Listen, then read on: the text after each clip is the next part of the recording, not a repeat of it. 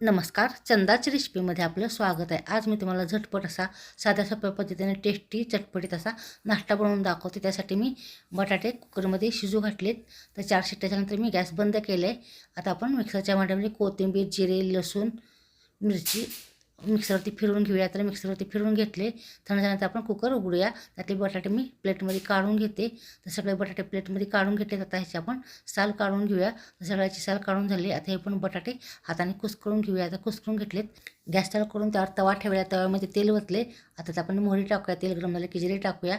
बारीक गॅस केले. त्यात मी आपण जे कोथिंबीर, लसूण कुटलं त्यात टाकले. हळद, त्याच्यापुरते मीठ टाकले. नंतर हलवून घेतले. नंतर ते आपण बटाट्याचा बारीक चुरा केला तर त्यात टाकले. नंतर एकसारखं हलवत त्यात लाल तिखट, गरम मसाला आणि मीठ टाकून चांगलं मिक्स करून घेतलं. एका ठिकाणी गोळा करून घेतले. चिरलेली कोथिंबीर टाकले. गॅस बंद करून एका प्लेटमध्ये मी हे काढून घेतले.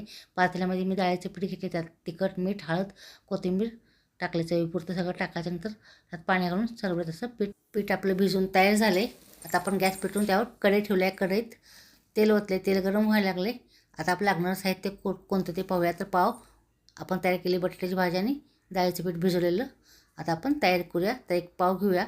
त्याला असं मधोमध हाताने किंवा चाकूने कापून घ्यायचं. नंतर बेलन फिरवून घ्यायचं किंवा नाही फिरवलं तरी पण चालतं आहे.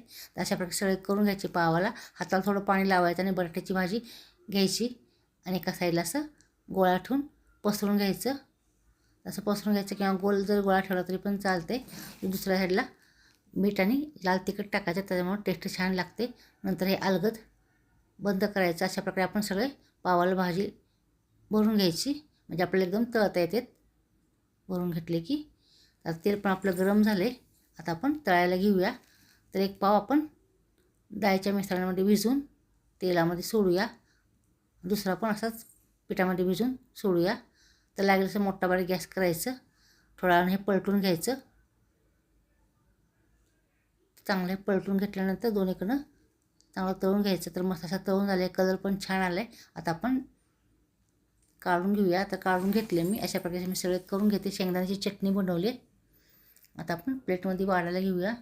पॅटीस किंवा उलटा वडापाव म्हणतात. आता आपण प्लेटमध्ये 2 ठेवूया. तोंडी लावायला शेंगदाण्याची चटणी आणि तळलेली मिरची ठेवूया. तर खायला एकदम मस्त लागते. तर शेंगदाण्याची चटणी वाढून झाली आहे. आता आपण साईडला 2 मिरच्या ठेवूया तळलेल्या.